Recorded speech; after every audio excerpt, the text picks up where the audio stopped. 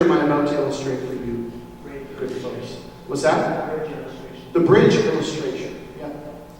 A way of describing how people become Christians. And I still support some of the theology in the bridge illustration. It's still one of the helpful ways that we can describe this. But the problem with the bridge illustration is it's incomplete. So if I may complete the picture, I would just take this line here. Now I'm going to rub the man off. I'm just going to extend it slightly. And then I'm going to draw the person here. That is my experience of where the majority of my neighbors are. They've got a long way to go before they're going to have a conversation about Jesus and eternal things and who is God and who am I and what am I here to do. All of those things. And if you believe that every one of your neighbors is right standing at this precipice, you haven't been paying attention. Look outside. It's not the 1800s up there anymore, folks. A lot of the way that we communicate the gospel is based on a culture with a shared morality and value system. We don't have that anymore. There are very few things that everyone says are a sin and believes. That used to be the way things were. And we all knew that we couldn't live up to that moral code, and we felt guilty about it. I want to suggest that your neighbors don't feel guilty. And if your whole salvation message has to start with the bad news in order to deliver the good news, I want to suggest finding a new starting point. So if we draw our line and we say our neighbor is down here, essentially, the way that this idea first occurred to me, in my first midwife appointment, the midwife did not immediately, as soon as we came in the door, start yelling, "Push! Push!" Pushing is a part of the delivery process, but it doesn't happen in the first trimester. I don't know a lot, I do know that one. Pushing will be important, but it's a key moment, and it's not the only moment. There are many moments that get you to that moment. And it's actually a skilled person, because even in the delivery process, when you're in active labor, you don't yell push during the first contraction. Pushing is a moment that happens. It's an exciting moment, because big things are about to take place. But it's not the whole story. It's just the one we point the camera at in the movies. And so that was where this idea started coming from. And it also came from a recent book that just came out, a recent idea from a guy named James Engel, and he came up with this in 1965. So I'm bringing you the hottest, freshest stuff, people. Here's what I've learned. Missionaries are very missional people. And actually, the idea of a missional church actually came from a missionary who served overseas, and then when he came back to the Church of England, he was like, why don't we use missionary principles here? What's going on? Why do we do that over there when we don't act the same way here? And James Engel created the Engel scale as a way of encouraging missionaries. As a way of saying, you're doing good work, people, keep it up. Because the challenge on the mission field is that when you come to a country and a lot of people are standing right here, you've got work to do in order to move the conversation along.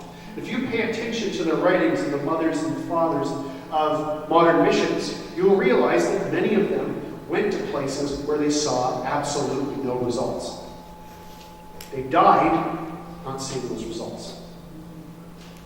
Now, other people reaped the benefit of their work, but they never saw those results. And he didn't want those missionaries who were sent to those places to feel like they were doing nothing.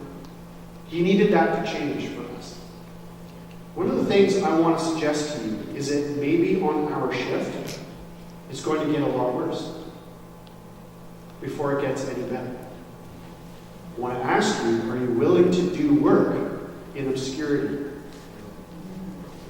Are you willing to do work that nobody claps for? Because if you aren't, you're a faithless servant. You depend more on the praise of others than you do on what God thinks. And I have no help for you if that's your plan. I really don't. But if you will join us in the work that we have here in Canada, there is plenty of work to go around.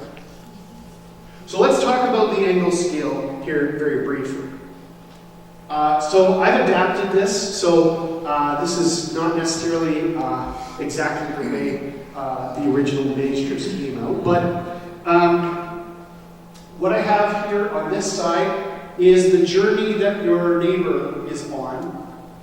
And then on this side is the role of the spiritual midwife. So let's start with your neighbor. At -9, they have a positive relationship with a Christian, with a person with a Christian worldview.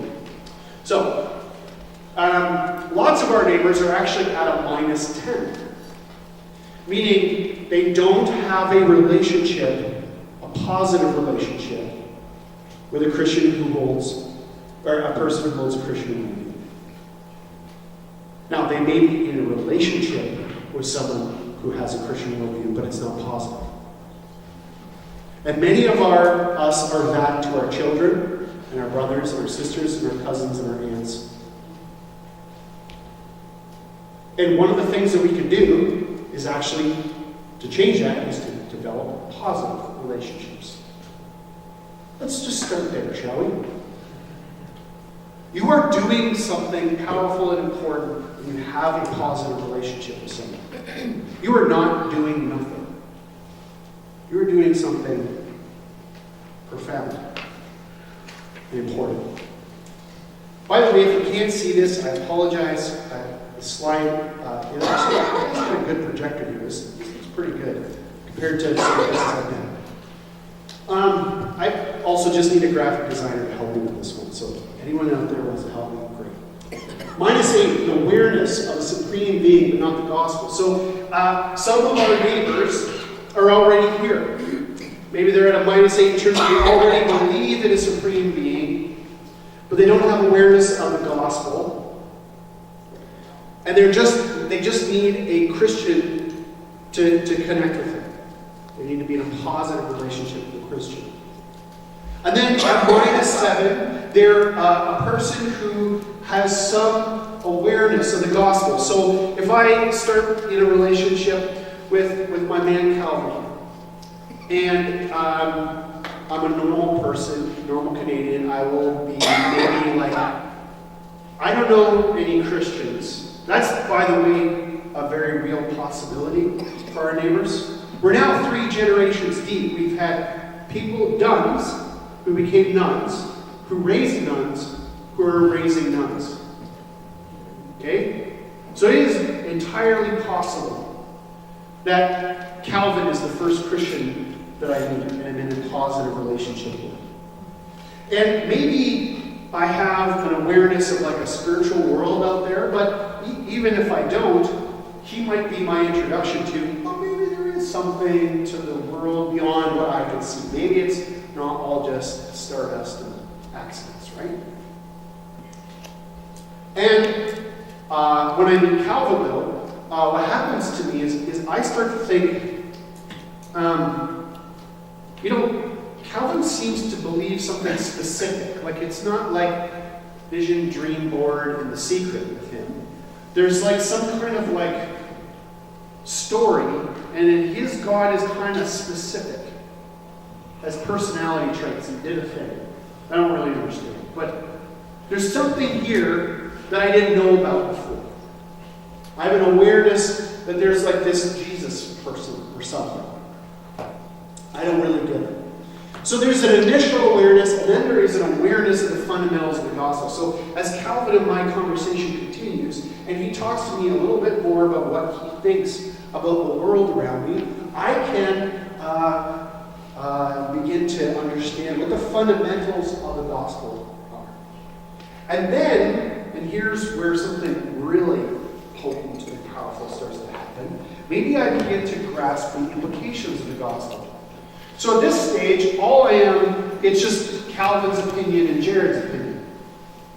But what happens if Calvin's opinion starts to affect Jared's opinion?